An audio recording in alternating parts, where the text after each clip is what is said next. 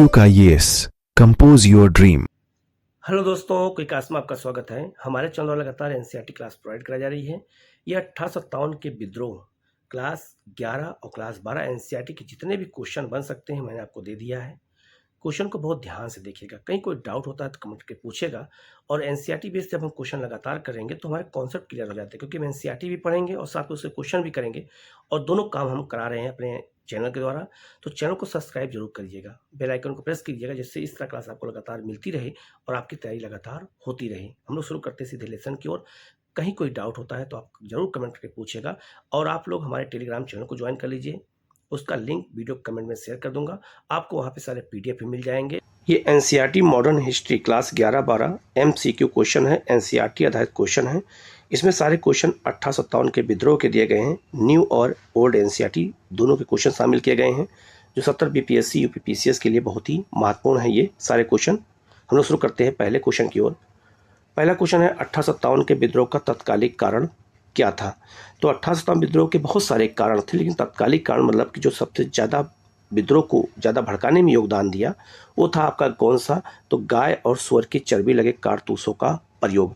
तो गाय और सुअर की चर्बी लगे कारतूसों के प्रयोग के कारण ही जो है हिंदू और मुसलमान सैनिक जो है भड़क गए, और उन्होंने 1857 विद्रोह में जो है सबसे प्रमुख कारण के रूप में बैरकपुर में छावनी में मंगल पांडे के नेतृत्व में वहीं पर सबसे पहली बार चर्बी वाले कारतूस को लेकर के विद्रोह हुआ। तो सबसे प्रमुख कारण तत्कालिक कारण यही था जहां से विद्रोह की शुरुआत तो होती है। लेकिन अगर देखा जाए तो 1857 विद्रोह के बहुत सारे कारण थे, आर्थिक, सामाजिक, सैनिक, प्रशासनिक, राजनीतिक सारे कारण थे, लेकिन तत्कालिक कारण यह था गाय और सुअर की चर्बी लगे कारतूसों का प्रयोग। ठीक है, जिससे हिंदू और मुसलमान दोनों सैनिक जो है नाराज हो गए और उन्होंने विद्रोह करने का नेतृत्व कर लिया। तो इसका आंसर हो जाएगा ए। नेक्स्ट क्वेश्चन है डलहौजी के कुछ उपायों ने भारत में गंभीर असंतोष उत्पन्न किया। जब 1857 का विद्रोह हुआ था उस समय भारत के वाइस गवर्नर जनरल कौन थे, तो लॉर्ड कैनिंग थे, लेकिन उससे पहले डलहौजी थे। तो डलहौजी का बड़ा योगदान है 1857 विद्रोह के जन्म में। ठीक है, जो 1857 के विद्रोह के लिए उत्तरदायी थे। बिल्कुल सही है। निम्न में से कौन सा एक उपाय उनमें शामिल नहीं था, मतलब डलहौजी के कारण 1857 विद्रोह जो हुआ है राजनीतिक कारणों की वजह से, उसमें कौन कौन से कारण थे। पहला था हड़प नीति का सिद्धांत, जिसे हम लोग कहते हैं गोद लेने की प्रथा की समाप्ति जो है।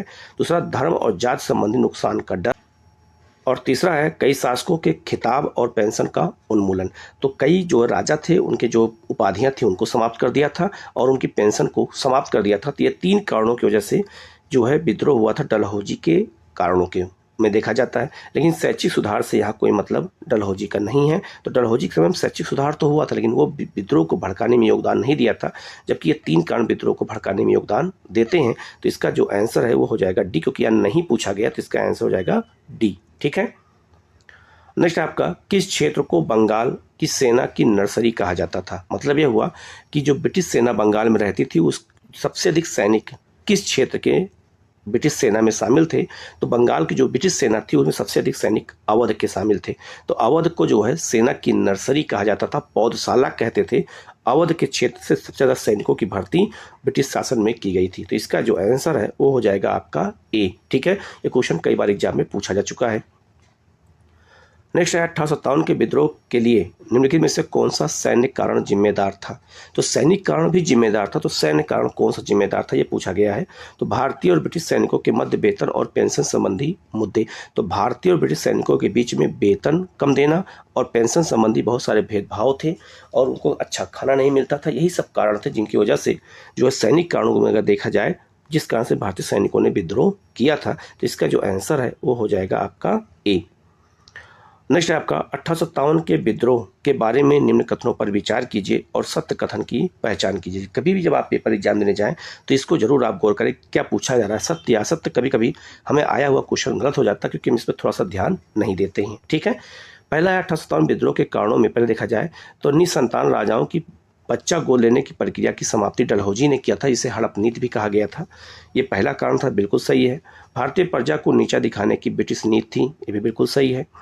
अंग्रेजी और भारतीय सैनिकों के बीच भेदभाव होता था, ये भी बिल्कुल सही है। सामाजिक सुधार और ईसाई धर्म में परिवर्तन, ये भी एक कारण था 1857 के विद्रोह में। तो ये चारों कारण थे। तो क्या सत्य पूछा गया है, तो इसका आंसर हो जाएगा आपका डी। ये सभी कारण जिम्मेदार थे 1857 के विद्रोह के लिए। ठीक है, नेक्स्ट क्वेश्चन है 1857 के विद्रोह के विषय में कौन सा कथन सत्य है? इसमें कौन सा कथन है जो सत्य है? पहला है, यह राजाओं, नवाबों और तालुकेदारों द्वारा सावधानीपूर्वक संगठित और नियोजित विद्रोह था। ये बिल्कुल सही है। तो राजाओं ने, नवाबों ने और कुछ तालुकेदारों, जिन्हें हम जमींदार कहते थे, इसे आपके बिहार के कुंवर सिंह एक जमींदार थे, तो इन लोगों द्वारा सावधानीपूर्वक संगठित और नियोजित विद्रोह हुआ था। ठीक है। दूसरा है आपका, ये तो बिल्कुल सही हो जाएगा क्योंकि ऐसा कथन पूछा गया, तो इसका आंसर तो ए ही होगा। लेकिन और भी देख लेते हैं। अफवाहों और भविष्यवाणियों ने इसके विकसित होने में कोई भूमिका नहीं निभाई, इसका कोई मतलब ही नहीं है। 1857 विद्रोही उद्घोषणाओं में आबादी के सभी वर्गों को उनकी जाति और पंथ के बावजूद बराबर अपील की थी, बिल्कुल नहीं है। बहुत सारे जमींदारों ने जो है और राजाओं ने ब्रिटिश सरकार का भी साथ दिया था, तो यह तो बिल्कुल नहीं होगा। अंग्रेज विद्रोहियों की शीघ्रतापूर्व और आसानी से नियंत्रित करने में सफल रहे थे, ये भी जो है बहुत ज़्यादा सही नहीं है, क्योंकि ये सबसे ज़्यादा इंपॉर्टेंट है। क्योंकि ऐसा इसलिए हुआ क्योंकि जो शीघ्र विद्रोह समाप्त नहीं हुआ है, बहुत लंबे समय में विद्रोह समाप्त हुआ है। शीघ्र और आसानी से विद्रोह समाप्त नहीं किया जा सकता है। बहुत सारे अंग्रेज इसमें मारे भी गए थे, तो इसका जो आंसर है वो हो जाएगा आपका ए। नेक्स्ट आपका 1857 के स्वतंत्रता संग्राम से संबंधित पहली घटना क्या थी? तो 1857 जब विद्रोह हुआ था तो सबसे पहली घटना क्या घटी है, ये क्वेश्चन है। तो सिपाहियों का दिल्ली के लाल किला पर तक मार्च, तो दिल्ली के लाल किला तक मार्च किया था। याद रखना कहाँ से? मेरठ से। तो मेरठ से सैनिक आए करमशाह के नेतृत्व में, और दिल्ली में जो है जो आपके बहादुर शाह जफर थे उनको राजा बना दिया गया था, बादशाह घोषित किया गया था, और विद्रोह का नेतृत्व दिल्ली में उन्हीं को सौंप दिया गया था। तो सबसे पहले सिपाहियों का दिल्ली के लाल किले पर मार्च हुआ था। यह 1857 विद्रोह की पहली घटना देखा जाता है। ठीक है। तो सारे सैनिक कहाँ से आए थे? मेरठ से आए थे। ठीक है। तो इसमें ऑप्शन में तो आपको ये होगा, लेकिन अगर ये पूछा जाए, अगर यहाँ पर बैरकपुर में मंगल पांडे को फांसी होता तो वो सही हो जाता, ये गलत हो जाता। ठीक है। तो इसका आंसर हो जाएगा आपका सी। नेक्स्ट आपका, निम्न कथनों पर विचार कीजिए और असत्य कथन की पहचान कीजिए। पहला है, मंगल पांडे ने बलिया में विद्रोह किया था। नहीं, वो बैरकपुर में विद्रोह किया था। मंगल पांडे बलिया के रहने वाले थे, तो ऑप्शन गलत हो जाएगा। इन्हें 9 जो है मई 1857 को फांसी हुई थी। नहीं, अप्रैल में फांसी हुई थी, 9 अप्रैल को, न कि 9 मई को फांसी हुई थी। तो ये भी आपका क्वेश्चन गलत हो जाएगा, दोनों ऑप्शन गलत हो जाएगा। तो इसका आंसर क्या हो जाएगा? तो इसका आंसर हो जाएगा आपका जो है सी, 1 और 2 दोनों असत्य हैं। ठीक है। नेक्स्ट आपका, 12 मई 1857 को मेरठ के विद्रोही सैनिकों ने दिल्ली के लाल किले पर धावा बोलकर किसे भारत का सम्राट घोषित किया था, बादशाह घोषित किया था? तो वो थे आपके बहादुर शाह जफर को। तो बहादुर शाह जफर को जो है बादशाह घोषित किया गया था। मेरठ से जो सैनिक आए थे और दिल्ली में इन्होंने बादशाह घोषित करके इन्हें यहाँ का जो है नेतृत्वकर्ता बना दिया। नेक्स्ट आपका, बहादुर शाह जफर के संबंध में कौन सा कथन सत्य है? इनमें कौन सा कथन बहादुर शाह जफर के बारे में सत्य है?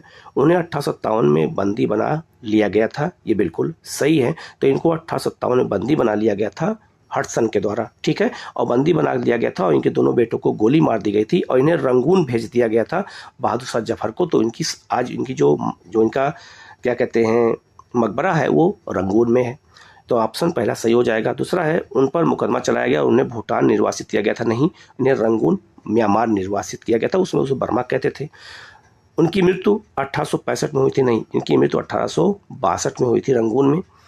उनके बड़े बेटे को उनका उत्तराधिकारी घोषित किया गया था, ये भी बिल्कुल गलत है। उनके बड़े बेटे और छोटे बेटे को गोली मार दिया था हडसन ने, तो यहीं से मुगल वंश समाप्त हो गया था। तो इसका आंसर हो जाएगा आपका केवल 1 हो जाएगा। तो यहाँ बहुत बारीक जो ऑप्शन दिए गए हैं और इतने बड़े बड़े ऑप्शन दिए गए हैं, तो इसलिए हमें इसको बहुत अच्छे से प्रैक्टिस और इसको पढ़ने की ज़रूरत है।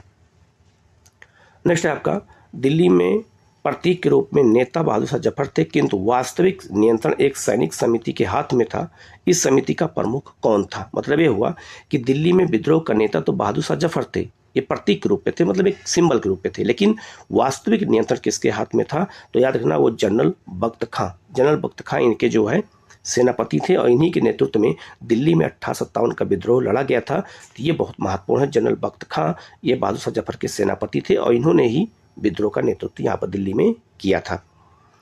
नेक्स्ट आपका, निम्न कथनों पर विचार कीजिए और सत्य कथन की पहचान कीजिए।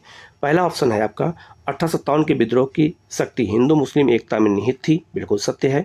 सभी विद्रोहियों ने बहादुर शाह को भारत का सम्राट मानने से इनकार कर दिया था, तो इनकार नहीं किया था, सब लोगों ने इनको बादशाह घोषित किया, माना भी। 1857 के विद्रोह के प्रमुख केंद्र दिल्ली कानपुर, लखनऊ, झांसी थे, बिल्कुल सही है। तो 1 और 3 सही हो जाएगा, 2 नंबर गलत हो जाएगा।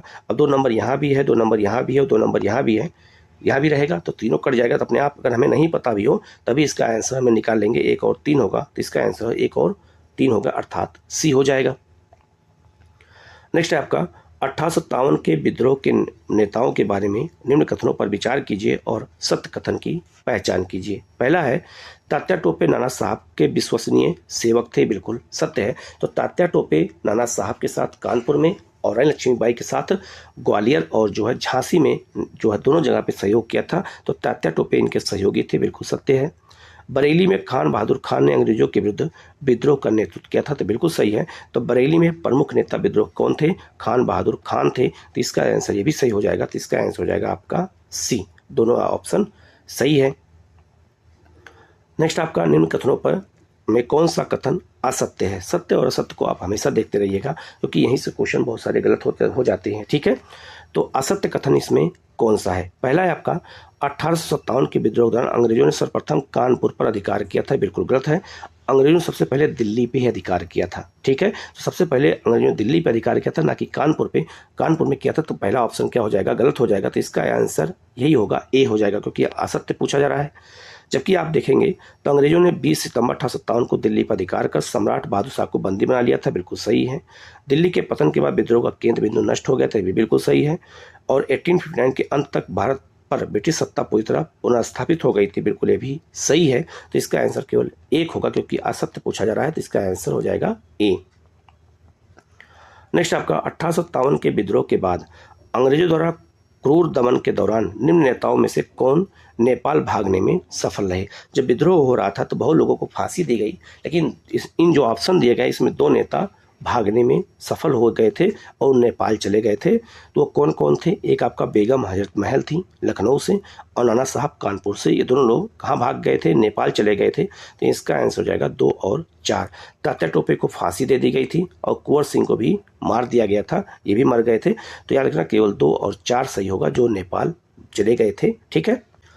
नेक्स्ट क्वेश्चन है 1857 के विद्रोह के संबंध में कौन सा कथन सत्य है? पहला है, सभी नेताओं ने एक दूसरे के साथ सहज ढंग से समन्वय स्थापित किया था, बिल्कुल गलत है। बहुत सारे नेताओं ने सहयोग उसमें नहीं किया था, क्योंकि संचार व्यवस्था और सूचना का बड़ा अभाव था। पहला ऑप्शन गलत हो जाएगा। रानी लक्ष्मीबाई की मृत्यु 1857 के विद्रोह में हुई थी, मतलब 1857 में हुई थी, बिल्कुल गलत हो जाएगा, 1858 में हुई थी। कुंवर सिंह को फांसी की सजा नहीं दी गई थी, धोखा दिया गया था तात्या टोपे का, तो यह भी ऑप्शन गलत हो जाएगा। इनमें से कोई नहीं, उपयुक्त में से कोई भी ऑप्शन सही नहीं है, तो इसका आंसर हो जाएगा आपका डी। नेक्स्ट क्वेश्चन है, निम्न में से कौन 1857 के विद्रोह की सबसे महत्वपूर्ण कमजोरी थी? ठीक है, पहला है विद्रोही सिपाहियों में अनुशासन का अभाव था, बिल्कुल सत्य है। अनुशासन का अभाव था, यह असफलता का एक बहुत बड़ा कारण था। विद्रोहियों में समन्वय और संगठन की कमी थी, भी बिल्कुल सही है। कोई संगठन नहीं था, कोई नेता राष्ट्रीय लेवल का नहीं था। कुशल नेतृत्व का अभाव भी था, बिल्कुल सही है। तो सभी कारण हैं जिनका आंसर 1857 जो विद्रोह है वो कमजोर सिद्ध हुआ था, तो इसका आंसर हो जाएगा आपका डी। नेक्स्ट क्वेश्चन है, कथन और कारण के हैं। 1857 का विद्रोह ब्रिटिश सरकार से स्वतंत्रता हासिल करने में विफल रहा, ये बिल्कुल सही है, सफल नहीं हो पाया था। अंग्रेजों ने 1857 के विद्रोह के बाद कई प्रशासनिक सुधार किए, भी बिल्कुल सही है, लेकिन इसकी सही व्याख्या नहीं हो रही है, तो इसका आंसर हो जाएगा आपका बी। ए और आर दोनों सही है, लेकिन आर ए की सही व्याख्या नहीं कर रहा है। इस तरह के क्वेश्चन बहुत सारे एग्जाम में पूछे जाते हैं, तो इस तरह की प्रैक्टिस करने के लिए हमें हमेशा कथन और कारण के बीच में क्योंकि लगा करके ही आंसर निकाला जाता है, ठीक है। नेक्स्ट आपका, इनमें से कौन 1857 के विद्रोह को दबाने से संबंधित ब्रिटिश कमांडर नहीं थे? बहुत सारे ब्रिटिश कमांडर अलग अलग क्षेत्रों में विद्रोह को दबाने में थे, जैसे दिल्ली में हडसन थे, आपका अगर देखा जाए तो लखनऊ में कैम्बेल थे, तो इसमें बहुत सारे लोग थे। हुरोज थे, उसमें कौन नहीं था ये पूछा गया है, तो जॉन स्टुअर्ट नहीं थे, जबकि हेनरी लॉरेंस, हुरोज और कैम्बेल ये सब जो है ब्रिटिश कमांडर थे, जो विद्रोह को अलग अलग क्षेत्रों में दबाने में कामयाब हुए। जैसे आपका कैम्बेल लिया आपका कहाँ पर, तो लखनऊ में। हुरोज आपका झांसी की रानी लक्ष्मीबाई को पराजित किया था। लॉरेंस आपका जो है देखा जाए तो आपका दिल्ली में और अन्य क्षेत्रों में इसने विद्रोह को दबाने में सफलता हासिल की थी। नेक्स्ट आपका, आजमगढ़ में 25 अगस्त 1857 की घोषणा में निम्न में से किस एक मुद्दे पर बल दिया गया था? तो एग्जाम में ये भी पूछा जाता है कि आजमगढ़ घोषणा पत्र क्या है, ये याद रखना है। आजमगढ़ घोषणा पत्र का संबंध 1857 के विद्रोह से है। आजमगढ़ कहाँ है? तो उत्तर प्रदेश की, ये आपका पूर्वी उत्तर प्रदेश में स्थित है, आजमगढ़ जिला है, ठीक है। और याद रखना इसमें पूछा गया है इसमें किस मुद्दे पर बल दिया गया था आजमगढ़ घोषणा पत्र में, तो याद रखना हिंदू मुस्लिम सौहार्द की भावना, हिंदू मुस्लिम एकता को बनाए रखने के लिए ही आजमगढ़ घोषणा पत्र जारी किया गया था। ये बात याद रखना, ये क्वेश्चन बहुत ही इंपॉर्टेंट है, ये पूछा जा सकता है। तो इसका आंसर हो जाएगा आपका ए। नेक्स्ट आपका 1857 के विद्रोह के बाद ब्रिटिश सरकार ने सिपाहियों का इन प्रांतों से चयन किया था। तो जब 1857 विद्रोह समाप्त हो गया था तो भारतीय सैनिकों की संख्या में कमी कर दी गई और ब्रिटिश सैनिकों ने और अलग अलग क्षेत्रों से सैनिकों को भर्ती किया था। तो कहाँ के सैनिक थे? तो गोरखा, सिख और पंजाब, इनकी संख्या को बढ़ा दिया गया क्योंकि 1857 विद्रोह में इनकी भागीदारी कम थी और ये लड़ाकू लोग थे, इसीलिए इनको शामिल किया गया और अवध और बंगाल के सैनिकों की संख्या कम कर दी गई। तो इसका आंसर हो जाएगा आपका सी। नेक्स्ट क्वेश्चन है, महारानी विक्टोरिया ने भारतीय प्रशासन को ब्रिटिश ताज के नियंत्रण में लेने की घोषणा कब की थी?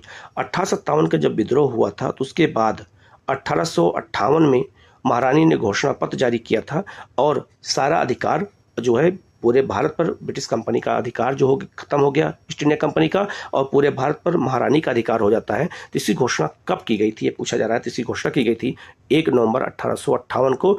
ऐसी घोषणा पत्र को पढ़ा किसने किया था? तो लॉर्ड कैनिंग ने पढ़ा था। और कहाँ पढ़ा था? इलाहाबाद में। तो इलाहाबाद को एक दिन की प्रशासनिक राजधानी बनाई गई थी और वहीं पर महारानी का घोषणा पत्र पढ़ा गया था 1 नवंबर 1858 को, ठीक है। तो उसी दिन ये घोषित हो गया, महारानी ने घोषित कर दिया कि अब भारत पर कंपनी शासन नहीं रहेगा, अब भारत पर ब्रिटिश शासन रहेगा, अर्थात महारानी का अधिकार रहेगा, ठीक है। नेक्स्ट आपका, महारानी विक्टोरिया की घोषणा 1858 का उद्देश्य क्या था? इसका उद्देश्य क्या था ये पूछा जा रहा है, क्या है उसका उद्देश्य? तो पहला है आपका, किसी भी भारतीय राज्य को ब्रिटिश साम्राज्य में न मिलाया जाए। महारानी ने कहा था कि आगे से किसी भी भारतीय राजा को ब्रिटिश साम्राज्य में नहीं मिलाया जाएगा। ये घोषणा का महत्वपूर्ण पॉइंट था, बिल्कुल सही है। भारतीय प्रशासन को ब्रिटिश सम्राट के अधीन रखा गया था, ये भी बिल्कुल सही है। भारत के साथ ईस्ट इंडिया कंपनी के व्यापार का नियमन किया गया, बिल्कुल नहीं किया गया था। इस घोषणा पत्र के द्वारा ईस्ट इंडिया कंपनी के व्यापार को हमेशा के लिए भारत से समाप्त कर दिया गया था। तो 3 नंबर इसमें गलत हो जाएगा, सही पूछा जा रहा है। तो इसका आंसर हो जाएगा आपका 1 और 2। अगर तीसरा ऑप्शन हमें पहले से पता हो तो इसमें भी यहाँ पे 3, यहाँ भी 3 है, तो ऑप्शन अपने आप 50-50 हो जाएगा, ठीक है। तो इस तरह के भी क्वेश्चन आंसर निकाले जाते हैं। तो इसका आंसर 1 और 2 होगा। नेक्स्ट है आपका, 1857 के विद्रोह के बाद प्रशासन में कौन से परिवर्तन किए गए थे? तो 1857 विद्रोह के बाद प्रशासन में गवर्नर जनरल को वायसराय की उपाधि दे दी गई थी। तो भारत का पहला वायसराय कौन बना था? Lord Canning. और भारत का अंतिम गवर्नर जनरल कौन बना था? अभी लॉर्ड कैनिंग था। गवर्नर जनरल की परिषद का विस्तार किया गया था, ये बिल्कुल सही है। तो सी ऑप्शन होगा, ए और बी दोनों सही है, ठीक है। तो ये परिवर्तन हुए थे प्रशासन में, इसको अच्छे से याद रखना, ठीक है। नेक्स्ट है आपका, 1857 के विद्रोह के बाद ब्रिटिश प्रांतीय प्रशासन में लाए गए सुधारों के संबंध में निम्नलिखित कथनों पर विचार कीजिए और असत्य कथन की पहचान करनी है, ठीक है। पहला है आपका, प्रांतों को ब्रिटिश अनुदान देने की व्यवस्था 1882 में समाप्त कर दी गई थी। तो ये बिल्कुल आपका क्या है? सही है, ये गलत नहीं है। केंद्रीय और जो है प्रांतीय वित्त को अलग अलग करने की दिशा में पहला कदम 1870 में लॉर्ड मेयो ने उठाया था, ये भी बिल्कुल सही है। तो ऑप्शन यहाँ पूछा जा रहा है कौन सा असत्य है, तो दोनों सत्य है। इसका आंसर हो जाएगा आपका डी, ठीक है। नेक्स्ट आपका, किस वर्ष बजट की प्रणाली भारत में 1857 विद्रोह के बाद प्रशासनिक सुधार की दिशा में एक कदम के रूप में पेश की गई थी? तो ये कब पेश किया गया? तो यह है आपका 1860 में जो है बजट की प्रणाली को पेश किया गया था 1857 विद्रोह के बाद। तो इसका आंसर हो जाएगा आपका सी।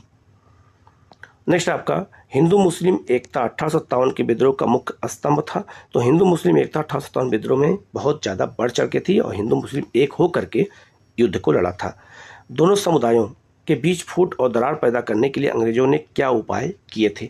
जब 1857 विद्रोह में हिंदू मुस्लिम एक थे तो उनमें दरार लाने के लिए, आपस में लड़ाने के लिए अंग्रेजों ने क्या उपाय किए थे, पूछा गया है। पहला है, प्रारंभिक वर्षों में मुसलमानों के साथ सेवा में भेदभाव किया जाता था, बिल्कुल सही है। उन्हें हिंदुओं के संचालक के रूप में दिखाया जाता था, बिल्कुल सही है, ये अंग्रेज बताते थे। यह प्रसारित किया गया था कि ब्रिटिश शासन के प्रति वफादार होने पर ही हिंदुओं का हित है, ये भी कहा गया था। तो इसका आंसर हो जाएगा डी। तो हिंदू मुसलमानों को लड़ाने के लिए अंग्रेजों ने कई चाल चली थी, वही पूछा गया है, ठीक है। नेक्स्ट है आपका 1857 की क्रांति के पश्चात सेना पुनर्गठन के संबंध में निम्न कथनों पर विचार कीजिए और असत्य कथन की पहचान करनी है। इसमें कौन सा असत्य कथन दिया गया है इसमें, ठीक है। पहला है आपका सेना के भारतीय अंग का संगठन संतुलन और जवाबी संतुलन तथा बांटो और राज करो की नीति के आधार पर किया गया था, बिल्कुल सही है। तो याद रखना भारतीय सैनिकों का जो है भर्ती जब की गई थी तो अवध के सैनिकों की संख्या कम कर दी गई थी और बांटो और राज करो की नीति के तहत काम किया गया, बिल्कुल सत्य है। लेकिन यहाँ असत्य पूछा गया है। सेना की भर्ती में जाति क्षेत्र और धर्म के आधार पर भेदभाव को समाप्त कर सैन्य संगठन को मजबूती प्रदान की गई थी, बिल्कुल गलत है। यहाँ पर भेदभाव खूब किया गया था, ठीक है। तो जाति के क्षेत्र के आधार पर यहाँ पर भर्ती की गई थी, गोरखा पंजाबियों की भर्ती ज़्यादा की गई और अवध के सैनिकों को हटा दिया गया। तो दूसरा ऑप्शन क्या हो जाएगा, ये आपको गलत हो जाएगा। तो यहाँ असत्य पूछा गया तो दूसरा ऑप्शन असत्य है। तीसरा है विद्रोह को कुचलने में सहायता देने वाले पंजाबियों, गोरखों और पठानों को लड़ाकू जाति घोषित किया गया था, बिल्कुल सही है, ठीक है। तो इसका जो आंसर है केवल 2 हो जाएगा क्योंकि 2 असत्य है, ठीक है। तो इसका आंसर बी हो जाएगा। नेक्स्ट आपका ब्रिटिश शासन द्वारा 1858 के पश्चात अपनाई गई नीतियों के संबंध में विचार कीजिए और सत्य कथन की पहचान कीजिए। में सत्य कथन कौन सा है। पहला है आपका इसके पश्चात भारतीयों में परस्पर बांटो और राज करो की नीति को आगे बढ़ाया गया, बिल्कुल सत्य है। तो 1857 का विद्रोह हुआ जब 58 के पश्चात जो है हिंदू मुसलमानों को आपस में बांटने की नीति कामयाब हुई। 1870 के पश्चात उच्च और मध्यम वर्गीय मुसलमानों को राष्ट्रीय आंदोलन के विरुद्ध खड़ा करने का प्रयास भी किया गया, बिल्कुल सही है। इसका सबसे अच्छा एग्जाम्पल है सर सैयद अहमद खां, ठीक है। तो दोनों ऑप्शन सही है, तो इसका आंसर हो जाएगा आपका सी, ठीक है, क्योंकि दोनों सत्य पूछा गया है। फिर कथन का क्वेश्चन आ गए हैं। लिखा है 1857 के में ब्रिटिश सरकार ने अपने शासन को मजबूत बनाने की नीयत से भारतीय राजाओं को बनाए रखने की नीति अपनाई थी, बिल्कुल सही है। क्योंकि भारत की ब्रिटिश सरकार ने इन राजाओं को अपना सहयोगी मान लिया था, ये बिल्कुल सही है। कथन कारण दोनों सही है, तो इसका आंसर हो जाएगा आपका ए, ठीक है। नेक्स्ट है आपका 1857 की क्रांति का प्रमुख कारण क्या था। तो 1857 की जो क्रांति का सबसे प्रमुख कारण अगर देखा जाए तो ब्रिटिश साम्राज्य की नीति। ब्रिटिश साम्राज्य की नीति के अंतर्गत ये ईसाई वाला भी आ जाएगा, सैनिक असंतोष भी आ जाएगा और जन आक्रोश आ जाएगा। तो ब्रिटिश जो साम्राज्य की नीति थी इसी ने सारे विद्रोह का सबसे बड़ा कारण सिद्ध हुआ। तो इसका आंसर हो जाएगा आपका डी, ठीक है। नेक्स्ट है आपका निम्न में से कौन सा ईस्ट इंडिया कंपनी के सिपाहियों को विद्रोही बनाने का कारण नहीं था। तो 1857 जब विद्रोह हुआ था तो सिपाहियों को विद्रोही बनाने में सबसे बहुत सारे कारण थे, कौन सा कारण इसमें नहीं था ये पूछा जा रहा है। तो पहला है आपका ईसाई धर्म फैलाने के लिए कंपनी के अधिकारियों के प्रयास, ये तो बिल्कुल था। जहाज पर यात्रा करने के लिए सिपाहियों को आदेश, ये भी बिल्कुल सही था। भत्ते की रोकथाम की गई थी, ये भी बिल्कुल सही है। अधिकारियों की अक्षमता, इससे कोई मतलब नहीं है। तो इसका आंसर हो जाएगा आपका डी, ठीक है, क्योंकि सिपाहियों से इसका कोई मतलब नहीं है, ये प्रशासनिक अधिकारियों की बात की गई है, ठीक है। नेक्स्ट है आपका 1857 के स्वाधीनता संग्राम का प्रतीक क्या था। तो 1857 का जब विद्रोह हुआ था तो इसका जो प्रतीक था वो क्या था, रोटी और कमल का फूल था। तो कमल के फूल द्वारा सिपाहियों में विद्रोह को फैलाया जाता था और रोटी आम जनता के बीच में तो एक मसाल के रूप में काम करती थी। जो रोटी पकड़ लेता था प्रतीक के रूप में वो विद्रोह में अपने आप शामिल हो जाता था और जो सैनिक कमल का फूल पकड़ लेता था वो भी विद्रोह में अपने आप शामिल हो जाता था। तो इसका आंसर हो जाएगा आपका ए। नेक्स्ट आपका नाना साहब का कमांडर इन चीफ कौन था। तो नाना साहब का कमांडर इन चीफ कौन था, ये क्वेश्चन कई बार पूछा जा चुका है, मैंने बताया था ऊपर, तात्या टोपे थे। तो Tatya Tope commander in chief Rani Lakshmibai के भी थे और नाना साहब के भी थे, ठीक है। तो इसका आंसर हो जाएगा आपका सी, ठीक है। नेक्स्ट है आपका अजीमुल्ला खां सलाहकार किसके थे।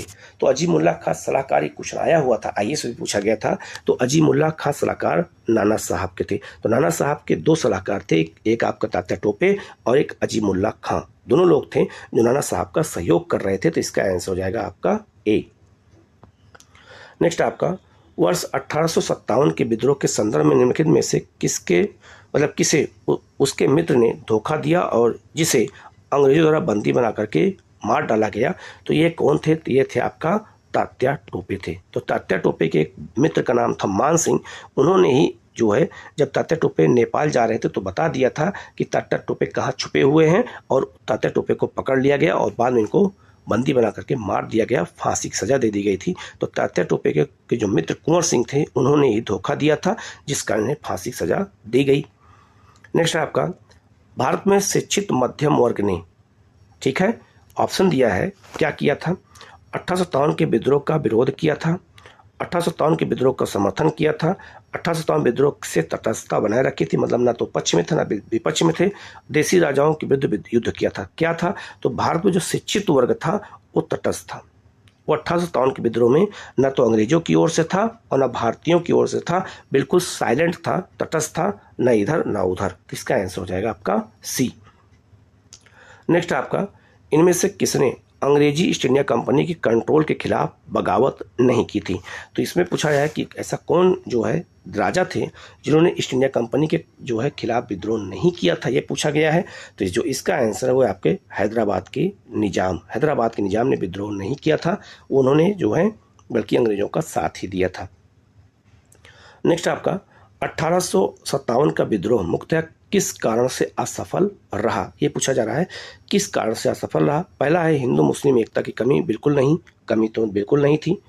किसी सामान्य योजना और केंद्रीय संगठन की कमी थी। तो सामान्य योजना और केंद्रीय संगठन की कमी के कारण ये विद्रोह क्या हो गया? असफल सिद्ध हुआ। ये सबसे बड़ा कारण माना जाता है। ठीक है। नेक्स्ट है आपका, 1857 में किसने इलाहाबाद को आपातकालीन मुख्यालय बनाया था? मैंने आपको ऊपर ही बता दिया था। तो लॉर्ड कैनिंग ने, और 1 नवंबर 1858 को इन्होंने क्या किया था? इन्होंने महारानी का घोषणा पत्र को पढ़ा था। ठीक है। कहाँ पर? इलाहाबाद में आपातकालीन राजधानी बनाई गई थी 1 नवंबर को। तो इसका आंसर हो जाएगा आपका ए।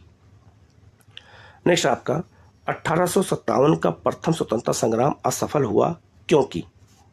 तो पहला कारण है भारतीय सिपाहियों में उद्देश्य की एकता की कमी थी, बिल्कुल सही है। प्रायः भारतीय राजाओं ने ब्रिटिश सरकार का साथ दिया, बिल्कुल सही है, जैसे सिंधिया, हैदराबाद।